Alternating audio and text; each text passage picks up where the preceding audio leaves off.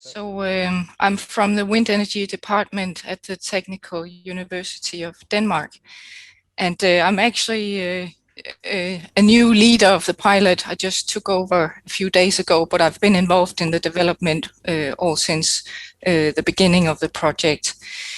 Our service is a web application for planning of offshore wind farms, and you can see the interface here. The URL begins with science development and so on, and that first part will be taken off later this month, where we are planning to launch this. So what we're looking at now is sort of a development version of the site. And our service relies on data from synthetic aperture radar coming from Sentinel-1 and ENVISAT, and also scatterometer winds coming from ASCAT. And we collect on a daily basis the data that are available over the European seas, and then we have a few other areas of interest that we cover. But the main focus is the European seas. And so we have the entire archives of ENVISAT, Sentinel-1 and ASCAT data in our service. So let's take a look, and the entry point is here. And from a strategic point of view, when we entered eShape, we decided to merge two existing websites that were getting a bit old. And we also decided to get together with our modeling team and use one website to disseminate different wind products that we have developed in various research projects over the years. So the idea is that this website will be growing over time, and there'll be more and more data sets. At the moment, there's one model data set called the Global Wind Atlas, and the model data sets are green in the menu to the left. Then we have two satellite-based products. There's the European Offshore Wind Atlas, which is a statistical product. And then there's what we call offshore wind fields in near real time that we generate from SAR observations. So I'll demonstrate both of these two products. There's a lot of clicking to do because we're still developing it. But the idea is that we take down the backscatter information from the radar. It's actually backscatter from the sea surface, and we have a processing chain implemented that can retrieve wind speeds at 10 meters above the sea surface from the backscatter observations. We need various data sets to perform this operation. So we to retrieve the wind speed, we need a wind direction input that we get from a global model. At the moment, we use a GFS model, which is a meteorological model, but it could basically be any kind of input of the wind direction. We also have masks for sea ice and for land surfaces, because this technique only works over the ocean. So you can see here that the latest scene we have on the site is from yesterday morning, and typically we are 1 day behind. So we are not aiming to be fully operational, and there's no real user requirement for very fast delivery. So it's quite acceptable to our users to have 1 day delay. And we take the data as soon as we can get them from the Sentinel Open Access Hub or from Siemens in case of ASCAT. And then it takes a little bit of time to process and store and publish the data on the website. And that's why there's this delay. If we then, you can see there's different functionalities here at the top right corner. So a user can select a period or type in coordinates for an area of interest. There's also a drawing function. So we could now try to look at an area where we know there are some wind farms and filter so we see only the data in that area.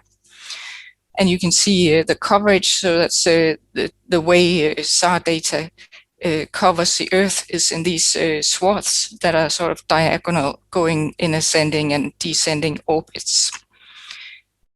If we then look at one example, I'll try to find one where we can see some wind farms. We can try this one. The user can first just get an image that shows the scene, and the color indicates the wind speed. In this case, the wind is coming from the right-hand side, so from the east to the west. And these bright areas with dots are large offshore wind farms in the North Sea. And I hope you can see that the downstream, downwind of these wind farms, there's a very prolonged shadowing effect. And this is what we call the wake effect in wind energy. And it's quite challenging to model. So one obvious use case for this archive is to validate model results with real observations from the satellite. And even though the turbines are operating at more than 100 meters above the sea surface, there's still an imprint on the sea surface from the turbines. And I think personally that's quite fascinating how much you can see on a SAR image. And the beauty of SAR is the high spatial resolution. When we retrieve the wind speeds, we do it at a spatial resolution of 0.5 kilometer. The original data is at much higher resolution. The user can then decide to download this image in PNG format. They can also download the data behind it in NetCDF format. And we're currently implementing a service that will allow bulk downloading, so the user can generate a whole list of all available scenes for an area and then download it in one go with a command line, so they don't have to sit and click for every single image. I should say also we have more than 350,000 images in this archive right now, so it's quite heavy processing that's required to update and maintain this service. We do it with an internal HPC system, and because we have a lot of weather modelers in our department, we have a very good setup for that internally. We have looked into cloud processing and the DS as well, but when eShape started, it didn't really seem like an attractive option to us because we have so good support and we don't pay for the infrastructure that we have in-house at the moment. Of course, I'm aware that there is a cost one way or the other, but for me as a researcher, I don't have to pay anything to my department to cover the processing and storage costs. So I think that's what there's to say about these instantaneous snapshots of winds over the European seas. I'll now demonstrate the second type of product that we offer, the more statistical, the statistical maps of wind resources. And there's a way to calculate wind resources that is accepted in the industry and the wind energy community, and that's the way we do it here as well. So we simply treat our satellite images as time series, and we stack up all the images we can get, either from ASCAT or from SAR. And then we do what's called a Weibull analysis. So we analyze the frequency of different wind speeds. We make windroses, and then we can, based on this Weibull, we can fit a Weibull function, and from that we can calculate the wind power density and some other parameters that describe the Weibull function and thus wind climate. I'll just show an example of a mean wind speed map here. Let's take the one from ASCAT this time. And ASCAT is a coarser resolution wind product. And that means that the coastal seas are not so well covered. So we cannot get as close to the coastline as we can with the SAR observations. But the beauty of the scatterometer winds is that we get many more observations. We get several observations every day, whereas from Sentinel-1 SAR, we have to wait 3 to 4 days to have coverage over a given area. So there are pros and cons of both products. I hope you can see here how the wind, this is the mean wind speed. You can see how it varies. So it's high in the middle of the ocean, and it decreases when we get closer to the land. And we can also see some interesting flow phenomena, for example, in the Mediterranean Sea, when you have a gap between two islands, for example, you can see that the wind speed increases. And all of this information is really important when you want to place and plan a wind farm. We can also, because there's a lot of ASCAT data and a huge archive, we can also split it onto years. So with this selector up here, it's possible to select a given year and see the map for that particular year. So it can be, it looks a bit more like a time series in this respect. We cannot really do the same with SAR because the number of observations we have is not sufficient. And the plan here is also that users should be able to download a NetCDF file with these resource maps. That functionality is not available at the moment. And because of the pros and cons of the two products, our idea and the reason why our pilot is called Merging Offshore Winds is that we want to develop a third product where we merge all the data we have into one product. And there are different techniques we can use to do this merging. And we have a first simple version of a merged product, but throughout eShape, we will continue to do research and figure out what's the best possible way to combine two data sources with different spatial and temporal resolutions. So the intention is to arrive at a third product here in this category. So we'll eventually have three different varieties of the statistical mean wind speed maps and wind resource maps. From our old existing websites, we have around 100 users who have been recruited through different courses that we offer or summer schools. We use this website and also the previous ones for different training events. And that's a good opportunity to get in touch with some users. And we're planning to migrate those users to this new site, but we're also hoping that because we have accumulated different types of data, different research projects, we will be able to attract more users and make this a popular place to go for wind data. And there's also wind data over land coming from the models, so we can cover both land and sea.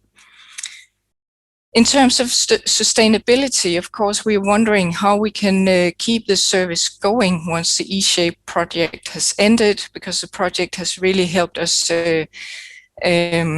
upgrade the backend and design this website. And we see three scenarios for how we can keep it going. The first is we can continue our current practice, which is to submit research proposals and do gradual improvements each time we have the opportunity through a new project. We've been doing that for 10, 15 years now, and it has worked so far, but we can't really be sure. That's a high degree on uncertainty related to that approach. So together with Work Package 5, we have also discussed other options. One could be to offer the European data for free and implement a payment model for areas outside Europe. So users could perhaps order data for an area of interest in Asia or any other place on the Earth. And a third scenario could be to look into advertising. We haven't really checked the legal aspects of that. Being a university, we have to be a little bit careful about how we go with advertising, but it could be a possibility to implement some banner adverts on this site. So no decisions have been made so far, and we are hoping to get a little bit of help from Work Package 5 in how to go about this. I have a few slides to illustrate how we've interacted with users in the pilot so far, and that's with great help from Work Package 2. In the beginning of the pilot, we tried to map a wind farm project cycle going from pre-construction and planning to the actual construction, operation and maintenance and decommissioning of a wind farm. And the three users we had engaged with in the proposal phase of the project were actually all active in the very early stages in the pre-construction phase. So we realized that we should really try to also engage users in the other parts of the cycle, and we'll try to do that later in the project. So we have interacted so far with the developer Equinor, with a consultancy company called Sea2Wind, and another consultancy company called Vortex.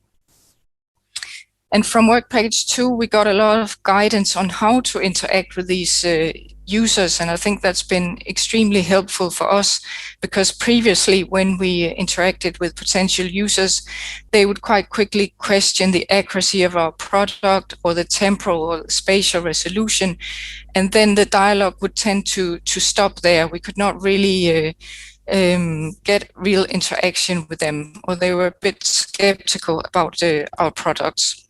So what we learned from work package 2 is that it's important to build what's called a resilient fit.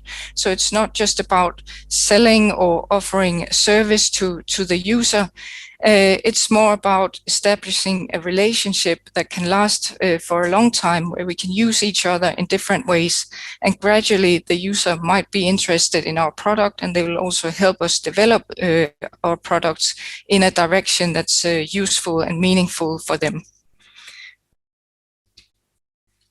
So there are different ways of doing the co-design, and work page 2 operates with 4 types. We have categorized our service as a type 2, which means that users are a little bit skeptical. They're not fully convinced about the usefulness of the service. So we've taken a method from work package 2 that consists of different workshops. We first had an internal workshop with Raphael Barbier and her colleagues from work page 2. And then we had workshops with each of the individual user of the 3 I mentioned. And the idea is to continue the cycle and add more users, and also have more workshops with the 3 users we've already talked to. And each time we had a workshop, we would use the same method. We would first confront the users with an early version of our website. Then we would also talk about their dreams or their ideas, their unmet needs. Maybe we would touch upon some context that we had not at all thought about when we built our pilot in the first place. And that's, I think, been a really eye-opening process to discover these new ideas and discover this ecosystem, and also to ask the users about recommendations for other users we could contact. So this will just continue to grow over time, and we'll for sure maintain this ecosystem beyond the project. Merete, so one of the 3 minutes left. Yes, okay.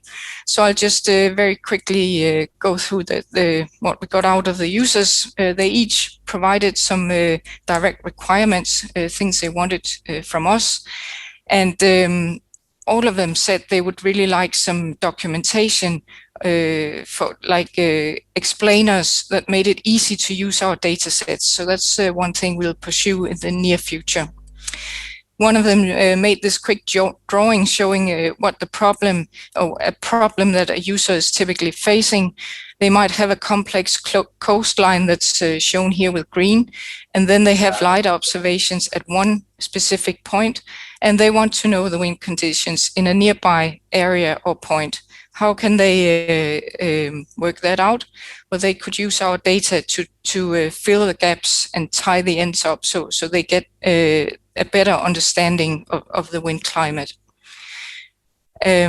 Also, Asian seas are very interesting for wind energy development at the moment, and there are some very interesting atmospheric features there that we could look deeper into. So we will probably expand our service to also cover Asian areas that are hotspots for wind energy at the moment. One other important thing we learned from work page 2 was how to structure the outputs, because it can be quite overwhelming to get a lot of inputs. And we have used this simple graph to plot what we can do together with the users and what we can do alone for the users. And I think that has really been helpful for planning the next steps in our process. So I will not go through the request from the other users, but I think when it really gets interesting is when we start to see things they have in common, and we see that the same requests are repeated several times. That really confirms that this is something there's a large demand for.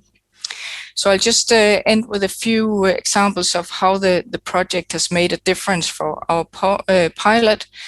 We've gained a new understanding of the co-design process and how we can use it. We've used or gained resources for processing and for upgrading our website. We've gained support for sustainability planning and support for dissemination activities. And in the future, I think we will also look deeper into the cloud processing and learn from other pilots also how it can be used. The previous demonstration was a good example of that. And we will use the support that the project offers when it comes to data management and making cataloging our data. There are lots of resources in eShape for that. So I'll end here.